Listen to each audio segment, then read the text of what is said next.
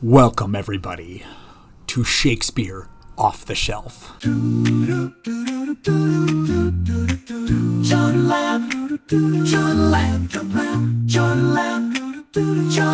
let's talk about Shakespeare.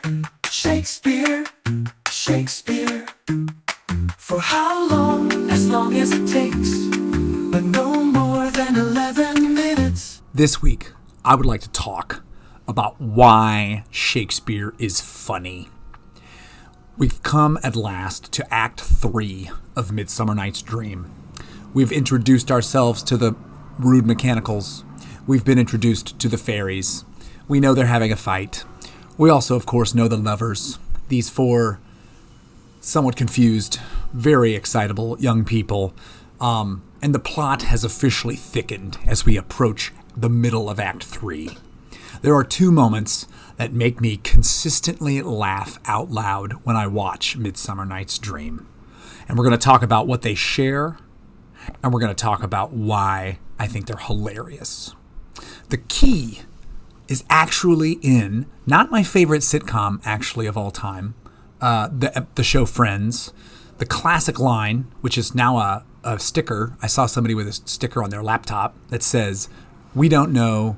They don't know that we know that they know we know." Is that right? Let's go with that. They don't know that we know that they know that we know. You could look it up, Google it. I'm sure you could find a sticker. Please send it to me. One of the moments is right when Lysander, he who loves supposedly Hermia, has been sleeping. That was my tea timer. And he's laying there asleep. And Puck, unbeknownst to Lysander and unbeknownst to Puck, has put the wrong juice. He's put the juice, love and idleness, that's going to make someone who wakes up fall in love with the first thing they see. He's put the juice on the wrong lover's eyes. He was supposed to put it on Demetrius's eyes. And he puts it on Lysander's. And we know that he's done the wrong thing. We know because we saw Oberon see Demetrius, and we saw Oberon tell Puck to put the juice on Demetrius's eyes. So when Puck, puckish though he is, puts the juice on Lysander's eyes, we already know, and we have a clear inkling that something's going to happen. And to me, this is like why Midsummer Night's Dream is the epitome of a romantic comedy, because he puts it on the wrong guy and we know something's going to happen. Helena is running through the woods. I don't want to block my light. Helena's running through the woods. "I am out of breath with this fond chase," she says. "The more my prayer, the lesser is my grace." She goes on and asks, she's asking why this is happening to her. And she says, "But who is here? Lysander on the ground? Dead or asleep? I see no blood, no wound. Lysander, if you live, good sir, awake." Now, it's important to note, Helena has indicated no interest whatsoever in Lysander to this point, because she's not interested in him. She's totally into Demetrius. That's the whole problem. So she sees Lysander, and just meaning well, she wakes him up. And that's when Lysander wakes up. And every performance I've ever seen of this moment makes everybody laugh out loud, because it's so over the top. "And run through fire I will for thy sweet sake, transparent Helena. Nature shows art that through thy bosom makes me see thy heart. Where is Demetrius? Oh, how fit a word is that vile name to perish on my sword." So he's immediately in love with Helena, and we see that. We, the audience, know what has just happened. And that, I argue, is why it's funny, is that we know that they don't know what we know, which is that Lysander is now under the influence of a drug that will make him love Helena. So it's not just the confusion that is caused here. Imagine, if you will, that we didn't know that. Imagine if we just saw this happen. It wouldn't be funny. It would be confusing.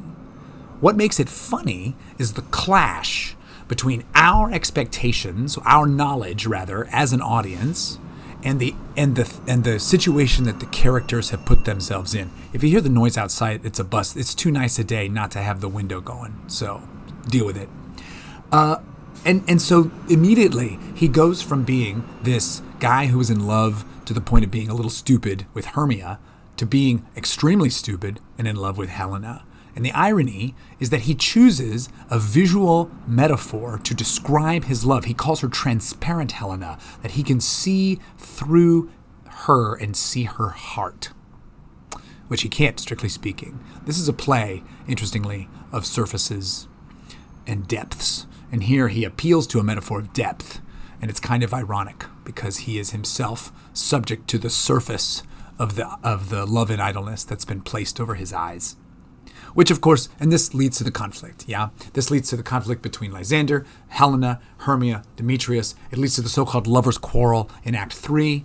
And it's what creates the dramatic tension that drives the lovers' quarrel in Act 3, even though this is in Act 2. Sorry, did I say it was in Act 3? Well, retcon it. Anyway, so that's a beautiful moment where the clash is. It's not just a clash, right? It's that there's simultaneously in the moment in the theater, that in the world of the play, one conflict is occurring, and in the world of the theater, the world of actors and audience, there's another. This is what Robert Weimar calls the representation and presentation. Those two things are equally accessible to the audience. We see them both at the same time.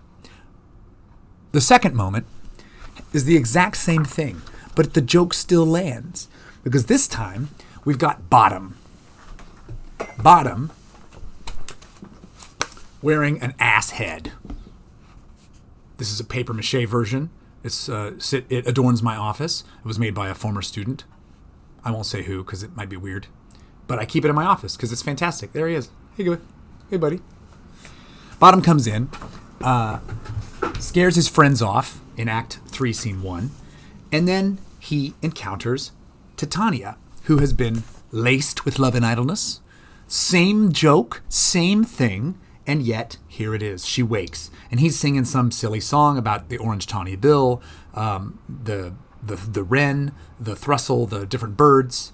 He's singing, I think, to make himself... Oh, yeah, he says that they'll think I'm not afraid if I sing a song about birds. And then as he's singing, Titania says, "What angel wakes me from my flowery bed?" Now, the joke, again, is not just that she falls in love with an asshead. The joke is that we knew she was going to. Our expectations run ahead of the narrative action because of what we have been given to understand. So the humor here, the contrast is not just between expectation and unexpected. In fact, it's funny precisely because it's expected. It's funny precisely because we know that they don't know what we know. And that's the power of this kind of theatrical moment. And so similarly, in the same way that the whole lover's quarrel is driven by a simple miscommunication that we have access to but they don't, so too is this whole so-called romance, this mock romance between Titania and Bottom, driven by that similar kind of misunderstanding. There's a bee. There's a bee in my office. I'm leaving this in. I'm not cutting it out of the whole video. This is awesome. So this is why the play is funny, and so much of Shakespeare is funny. Not, shit, there's the bee. Hey, buddy. The play is funny. I don't want to kill a bee. The play is funny not because we don't know what's happening. The play is funny because we do know what's happening. Just like right now, it's not funny that there's a bee in my office, even though it's funny to you. Because if I uploaded this video, it means I was not stung by a bee. Go on, little buddy. Have a good life. No, there's too many brightly colored things in here. This has been Shakespeare Off the Shelf.